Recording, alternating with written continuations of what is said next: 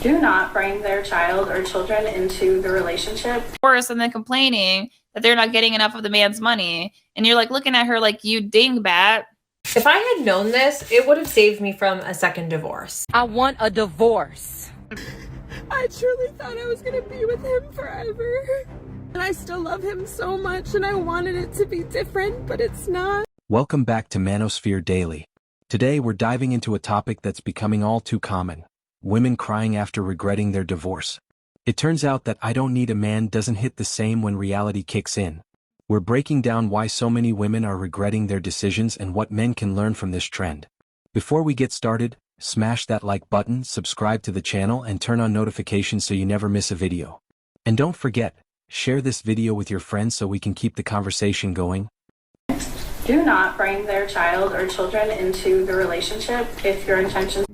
How stupid you have to be to believe that you're going to divorce your child's father and then take your kid to be raised by another man. You think that man is stupid?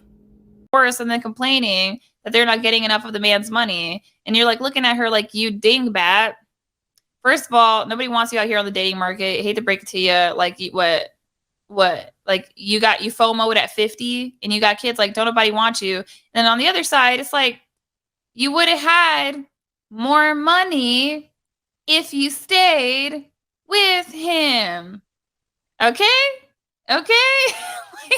If you file for divorce and you don't get a payout, the only people that are going to be advocating for you and being like, no, you need to take him, sis. Get him for everything. Like, those are some toxic women. Like, probably narcissistic women. So if you're in a miserable marriage and you think about divorce regularly, go ahead and do it. You will not regret it. The thing that you'll regret is staying in that marriage longer than you wanted to and giving him years and years and years that should have been yours. So now they're sitting in their car making teary-eyed TikToks, talking about asterisk, where are all the good men? Asterisk, ma'am, they were right there, but you kicked yours to the curb because some boss babe influencer told you that asterisk divorce is self-care. Asterisk, now self-care looks like eating ice cream alone and re-downloading dating apps for the 5th time this month. Let's be real. Some of these women thought single life was gonna be a movie, but turns out it's more of a low-budget horror film. They left their husband expecting a lineup of 6-foot, 6-figure, 6-pack dream guys just waiting to sweep them off their feet. Only to find out the dating pool is basically a kiddie pool full of commitment-phobic bums and dudes who don't believe in deodorant. If your husband is a good guy, but you're ready for divorce, you're not a bad person. So don't let guilt get the best of you. The guilt you're feeling is actually not guilt, okay? Because guilt means you're doing something wrong, but you're not doing something wrong. And therefore, it's not guilt you're feeling, it's the discomfort of making a choice that you know is going to be hard for somebody else, and it's the choice that he doesn't want. You're not doing him any favors by staying. If anything, you're actually going to start building up resentment. Your relationship doesn't have to be toxic to validate your feelings of wanting to leave. You do not need to be in an abusive, awful, horrible relationship for you to justify why you want to choose yourself. You are not doing anything wrong by asking for a divorce. You are not doing anything wrong by saying, my happiness lies in a different path. He may not see it like this right now, but you're doing both of you a favor. 2 And now they're crying in the group chat, trying to manifest their ex back while he's out here glowing up, hitting the gym, and dating a woman who actually packs his lunch with a little "have a great day, babe" note in it. Meanwhile, she's stuck paying all her own bills, fighting off "hey stranger" texts from Tyrone, and wondering why nobody's out here wife Mgtow her up anymore. Divorced dads 10 times a day end themselves because they've come to the conclusion, I'm the problem, I'm the a-hole, remove me. They're cut off from their legacy, they're cut off from their kids, they feel rejected, and the person that I put ahead of my life, that I sacrificed for, that I love, that I put on this pedestal has abandoned me. Maybe I am worthless, maybe I am a piece of crap, maybe I don't deserve to be alive. And that negative self-talk drives them into the pavement and they take a permanent L. And now that pain and misery they feel inside gets rippled into the family, into the children. And the scariest part is for kids whose dads end themselves, they're more likely to do the same thing. My dad didn't stick around, why should I? 3 Moral of the story? The grass isn't always greener. It's just a filter on Instagram. You appreciate a good man while you have him, or be ready for the streets to humble you real quick. My wife recently asked for a divorce, just straight up said it wasn't working out anymore, she wasn't happy, blah, blah, blah. But no cheating, no abuse, nothing like that. It just wasn't happening.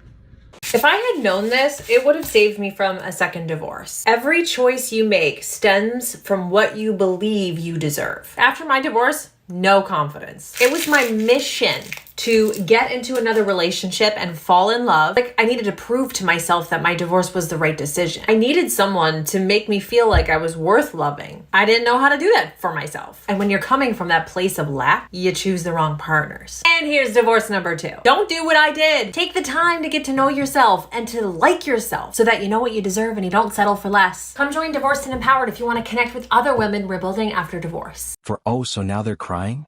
Funny how I don't need no man turns into asterisk. Where did all the good men go?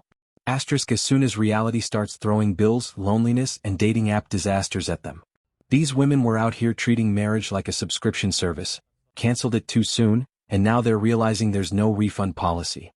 They thought the grass was greener on the single and free side, only to find out it's just astroturf with a side of cold, lonely nights and cats that don't pay rent.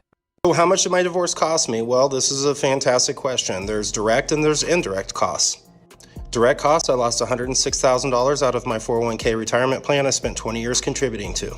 I also lost half the equity in the home, stocks, bonds, mutual funds, cash, and savings that I also spent 20 years contributing to. I also lost half of all the non-liquid assets like furniture, household goods, electronics, cars. Keep in mind, I paid for all of these. And this is in addition to financially supporting her and her/our daughter for 17 years, which is many hundreds of thousands of dollars. I'm now broke, live in a 2-bedroom apartment, and have a negative net worth for the first time since I was, 25. Indirect costs: my job, my sobriety, my self-worth, my masculinity, my hope for the future, my ability to trust women again, my belief in God, my pride, my motivation, my physical health. I don't know, let's just say everything. 5. It's hilarious how divorce was sold as some kind of glow-up, but now they're out here scrolling through their ex's Facebook, hoping he's still single. But guess what?